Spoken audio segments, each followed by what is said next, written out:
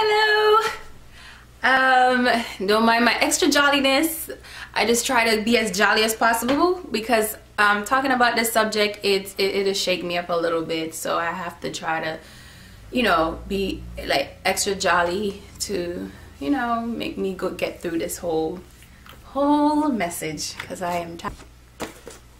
I want to talk about the verbally abusive relationship and how to recognize it. And if you find yourself with a partner that is controlling, this could be for women or for men. You never know what you're getting into, because trust me, everybody always show their very good, perfect side before you actually, get to discover what's in their closet, the skeletons in their closet. But this is a real serious issue. It's serious for me, and that's why I wanted to talk about it. And I want to use, I just want to speak out on this topic, because when you experience something and you have pulled through, and if you're a person that love people, you don't want them to go through what you go through. So, you have a voice for a reason.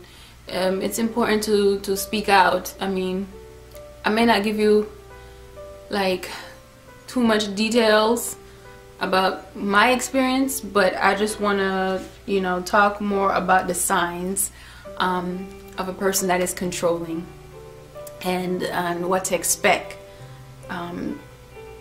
So yeah, let's begin. So this book I've gotten this book from a counselor, because after I shared with her what I was going through, she gave this to me, and oh my goodness, I see every bit of what I've been through in this book. Not what I like in relationship wise with the person that was controlling, that is controlling. All right, so it's by Patricia Evans.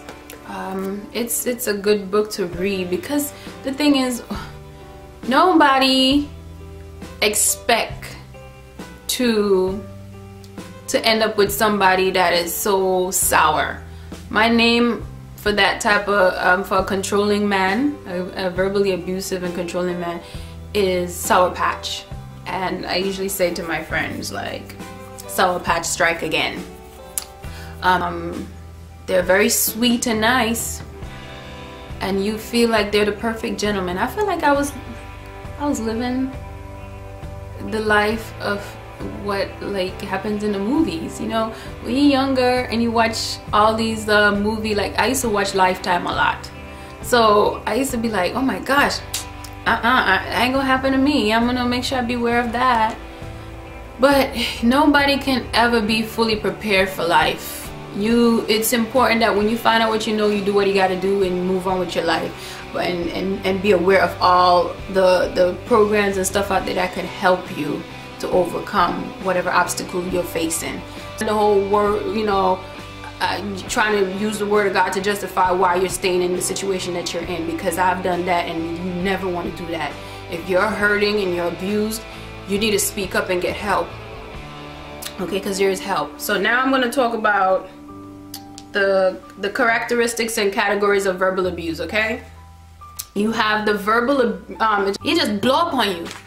You don't have to do nothing wrong. It's how they feel inside. If they feel crappy inside and you're looking too happy, they gonna find a reason to lash out. They'll just say, oh, you wearing that? Okay, if that worked for you. That's how the brainwashing begins. You start doubting yourself, and then they'll just be very harsh, like and controlling. Like if you go out to a restaurant and you want juice, no, she wants water. Like, they're very controlling. So it's not gonna get better. It's a part of their plan to control and manipulate you.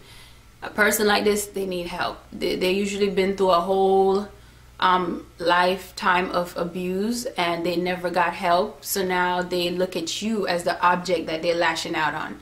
They usually save their abuse for an audience of one. So, and men like that usually run behind the church, because people would trust them more. But it's not everybody that's in church is bad. But don't just think because he go to church that he's perfect and he's a man of God because he's saying the word. No. There are a lot of men that are broken and abused, and they are running beyond the church so they could be more trustworthy. Okay, because they want to find themselves a gullible woman that gonna be sticking with their crap.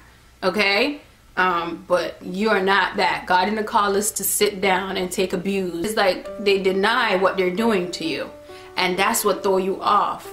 You know, it is especially hurtful when it is denied, when the partner's perception of the abuse is discounted and there is no validation of her reality. Part of her hurt is her confusion. So they try to confuse you. And it's talking from the perspective that the man is abusing the woman. It's not talking from the perspective that the woman is abusing the man, because we have more cases of man abusing women. We have more cases of controlling man.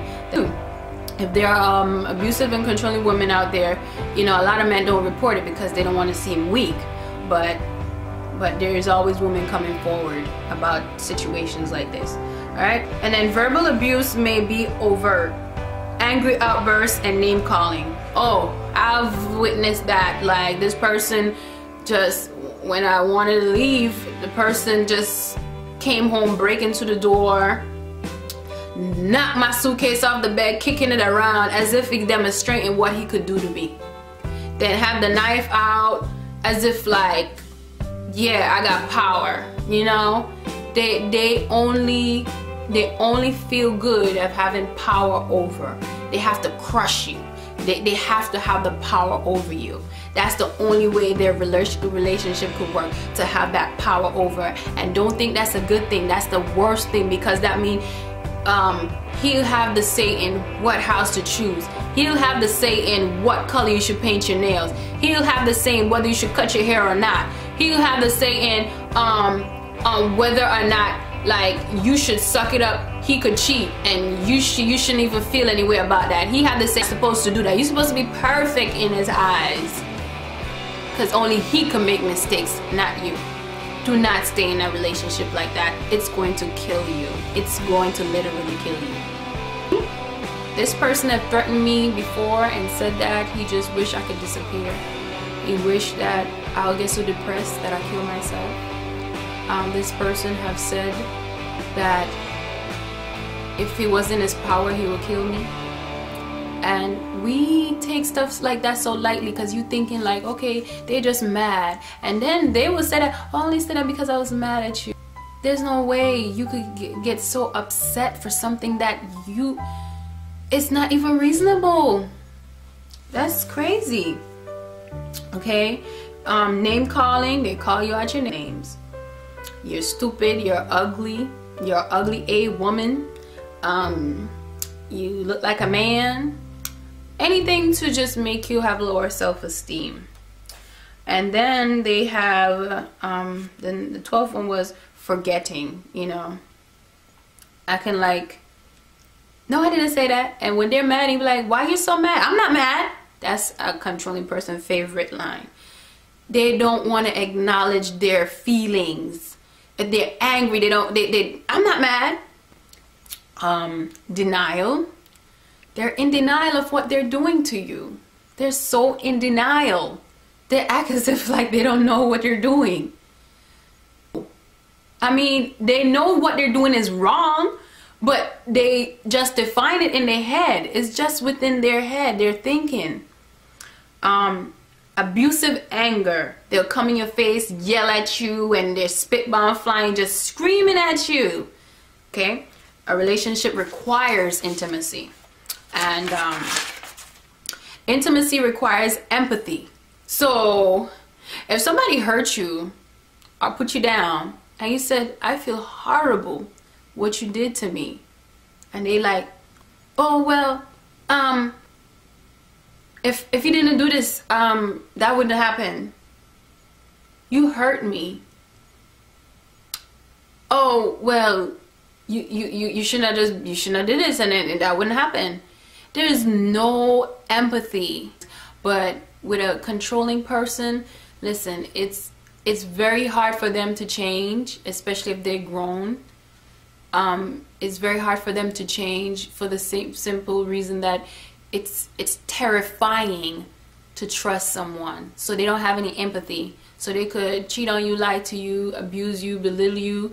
They're not going to feel any empathy for you, because in their mind there is a reason why they do that. They justify it within themselves that it was okay, because if you didn't do this, I wouldn't do that. So you're not alone. I don't know who is going through this, but you're not alone, and I'm going to speak out on it based on my experience. So I hope it could be a blessing to you, and you can reach out and talk more, and you know, help another person so that they don't stay in a toxic relationship.